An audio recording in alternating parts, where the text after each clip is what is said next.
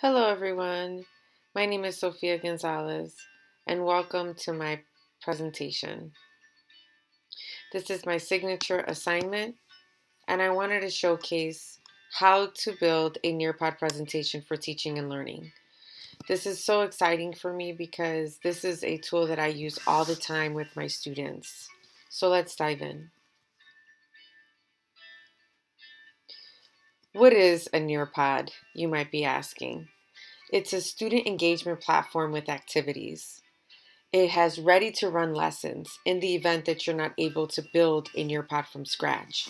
It promotes this idea of active participation with your audience, and you can tailor it to your own content, whether you're a teacher in the classroom, a business person showcasing a business idea with colleagues, or you're a public speaker ready to engage your audience.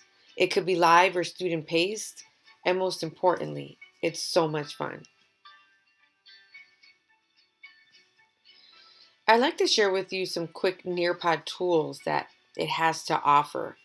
Nearpod can allow the presenter to quiz the audience, engage them in virtual tours, ask them open ended questions, and ask them to match terms. But wait, there's more. You could also ask your participants to draw their thoughts and ideas using their finger or the mouse pad. They can engage the collaboration board. They can be part of a poll. They can fill in the blanks, and you can even add videos that will support your teaching content. What can a presenter actually do with this Nearpod platform? Well, you can definitely check for understanding in regards to if your audience knows your content. You can introduce new ideas to activate the learning process within your audience's minds. You can utilize tons of technology with this platform. You can assign a Nearpod for a student or participant to engage it at a different date. And you can even display student/participant responses to use it as a guiding force for your conversations.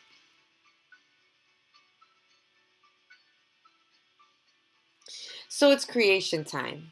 I quickly want to show you how to create a Nearpod, utilize some of the tools, show you how you could add some PowerPoints by dumping them right on the platform, and also to share the Nearpod with others once you're ready. So let's dive in.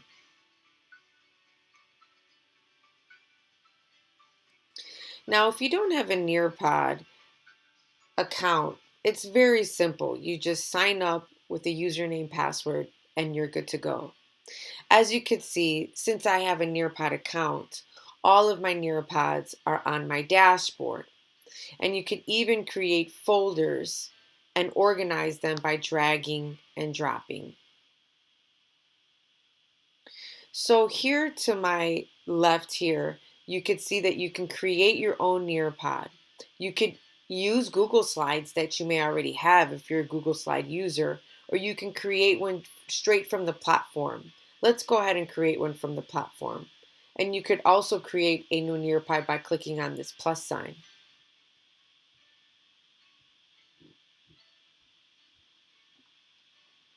So right away you enter what I call the Nearpod dashboard workstation. Here's where you could add all of your slides and your content. Right away, I'm going to recommend that you title your Nearpod. So I'm going to go ahead and title my Nearpod Poetry Lesson for Today. And I just clicked on that and it allowed me to go ahead and title it. Here you can add slides and you could also drag and drop things here. You could drag your PowerPoint, which I have a few things on my desktop. You could just drag it right in, or you could upload files here. For the sake of time, I'm just going to start my slides. So here right away, when I click plus slide, it gives me the option to add content, add web content, or add an activity. I'm going to add some web content, some regular content, and right away it gives me all of these options here, from going on field trips, the virtual tour like I was telling you about, slideshows, videos. There's so many different options. I'm going to go ahead and click on slide. And here it'll give me the option, almost like a PowerPoint slide, to get the party started. You can pick on the right-hand side what color theme you would like your slides to represent. So I'll go ahead and pick red. And I'm going to go ahead and title it Poetry Lesson. Here's my plus sign. Right away I could add text, video, image, or GIFs. I'm going to go ahead and click text. And here at the bottom right, it will allow me to engage the text in a variety of fashions. So here is where I get to choose how large or how small I want my text to be. So I'm going to click huge so that my audience can see it. Here I could choose whether or not I want it to be veered to the left, centered, or to the right, etc. Here are my bullet points, here's my numbering, and here's my trash bin if I don't want any of it. You could also continue to drag and drop files here, from movies to pings to JPEGs, you name it. You can upload as well.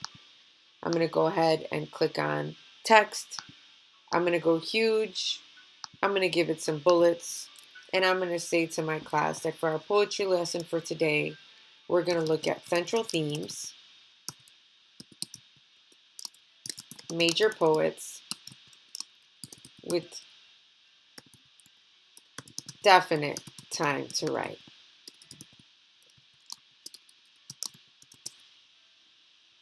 You could preview that, you could add audio, you could even change the layout and even the background of this slide. But I'm going to leave it as so. And I'm going to save and I'm going to exit.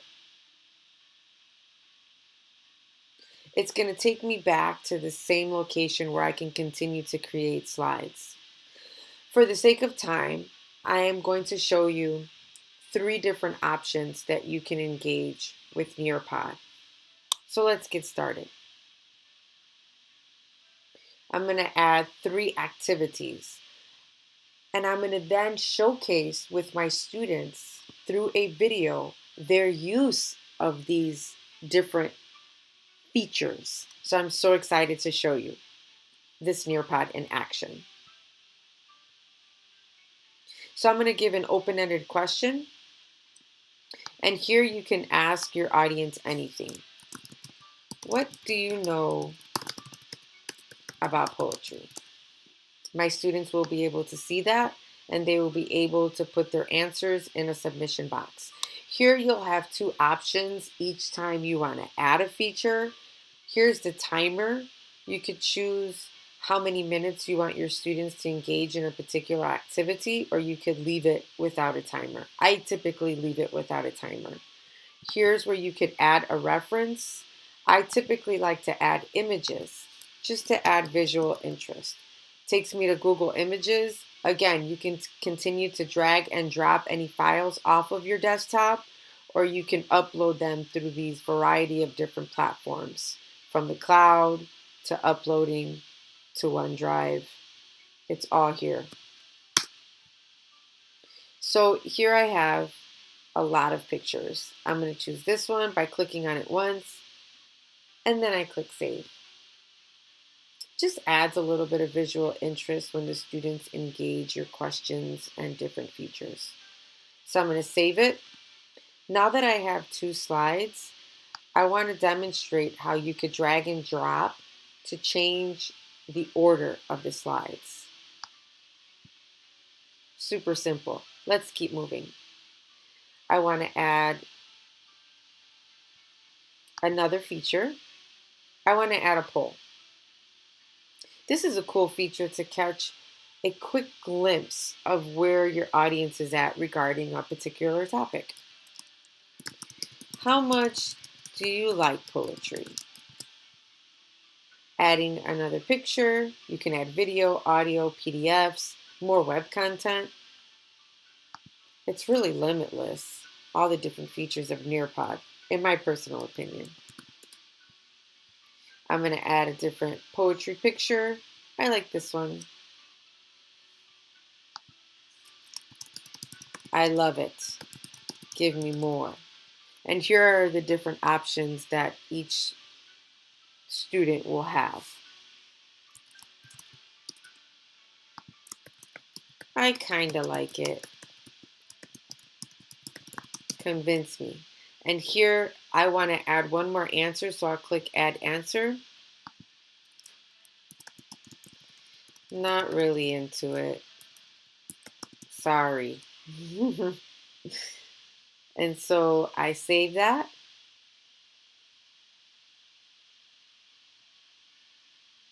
Adding one more feature. And as you can see, I can add a slide through this box. I could delete a slide or I can copy one. I'm going to add one more activity. This time I'm going to add Collaborate. I really like this feature because my students can express their ideas through pictures. In a picture, express what poetry looked like in the 18th century. Oh, as you can see, I ran out of space. So we can rephrase. What does 18th century look like? Poetry, that is. Another box here where I can continue to add visual interest by typing in the word poetry, grabbing a picture, I like this one, and posting it. And I can even change the background of what I want my collaboration board to look like.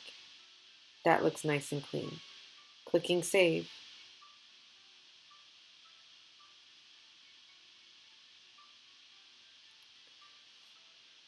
So here I'm going to save and exit, pretending like I finished my presentation. Here's my poetry lesson for today title. I can add a description. I'm going to choose my grade level, 11th, English Language Arts, save and exit. But let's preview this. So my lesson is ready, but I want to preview it. Here's what the students will see.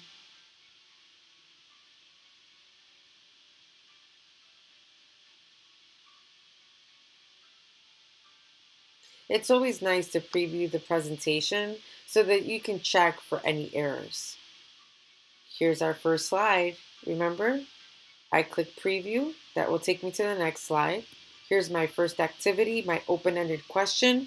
What do you know about poetry? Here's my picture that I posted. The students will be able to enter their responses in this box where my cursor is and then click the submit button. Next slide. Here's the poll. Here's what it would look like for them. How much do you like poetry? I love it. Give me more. I kind of like it. Not really into it. And they just click on whatever response resonates with them and they submit. And then it actually takes the form of a pie chart and it can be used as a talking piece. And then last but not least is collaboration board, right? In a picture. And so here they can still write text, but I wanted to encourage them to use the picture feature. So I clicked on the box that took me right to Google Images, and they can continue to look for poetry. They can put 18th century poetry to see what pops up, right? And they can click, save, okay, and then this will post, right? And this is exactly what it would look like. You can encourage them to like one another's posts by clicking on the heart sign. Because I'm in preview mode, it won't click, but you get the gist. Then you could share it at the bottom here. You could do a student-paced lesson, where you'll give them a special link where they don't need you to click for them, but they can click at their own pace and still engage the same exact questions. I love to go live. So once you're ready for the lesson or your presentation, you click live and you tell your audience to go to Nearpod.com on whatever device. It could be a cell phone, it could be an iPad, it could be a laptop. And as soon as they go to Nearpod.com, they don't even need to sign in and make an account. They just need to enter this code. And here are other ways in which you could share this link as well. Totally cool, right?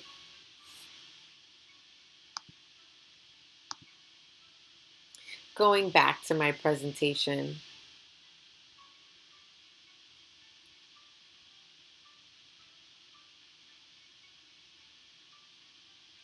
I want to show you a student demonstration of those 3 features that I just showed you: discussion posts, collaboration with pics, and polls. Here are some of my students. I know they're super adorable, right? They totally are.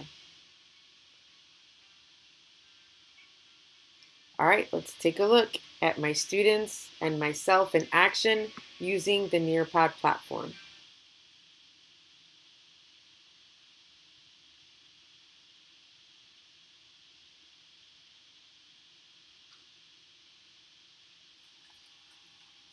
So we don't have any answers yet. We're still typing.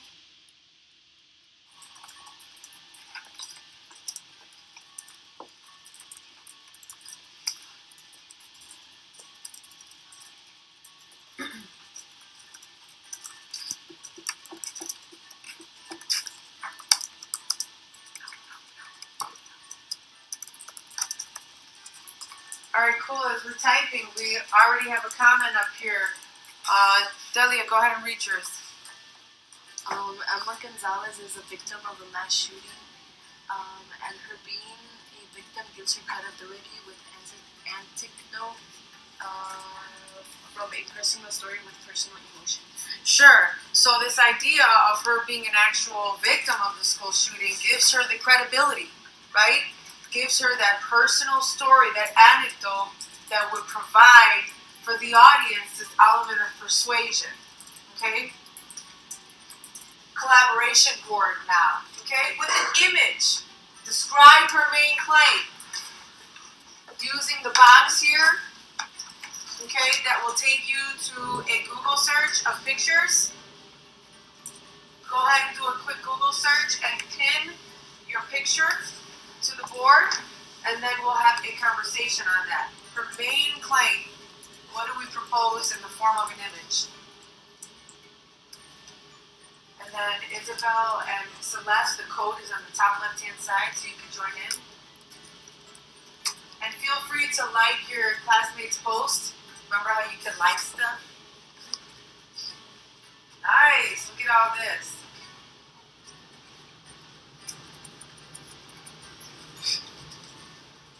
You're gonna start liking it.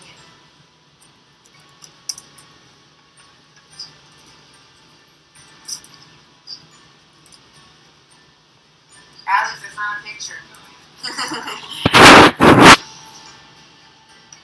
There's a trash bin.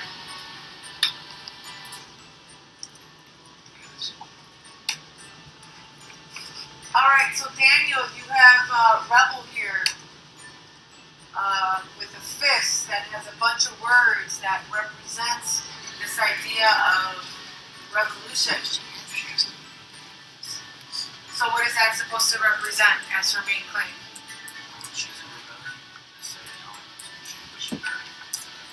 Okay.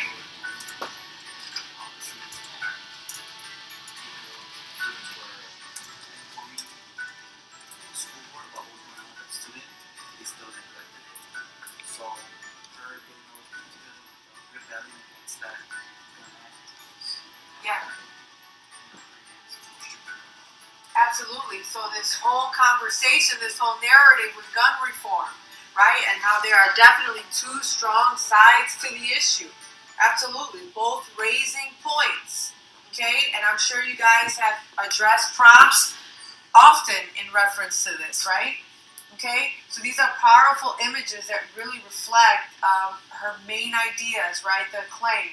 All right, so let's end with a poll here. Do you think the speaker was effective with her use of evidence choices? Very effective, somewhat not effective. It's also important to analyze that too, right? Before we go.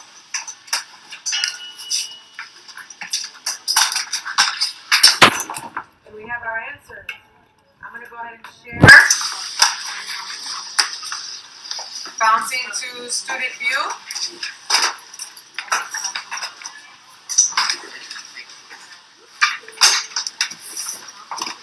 And it seems like 76% of us believe that it was very effective. Work on that paragraph for me, okay? That's in our lesson over the weekend, please, on Emma's speech.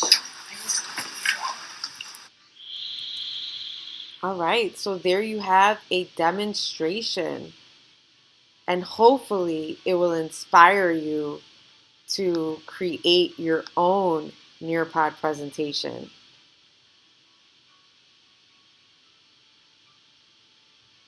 Because according to research,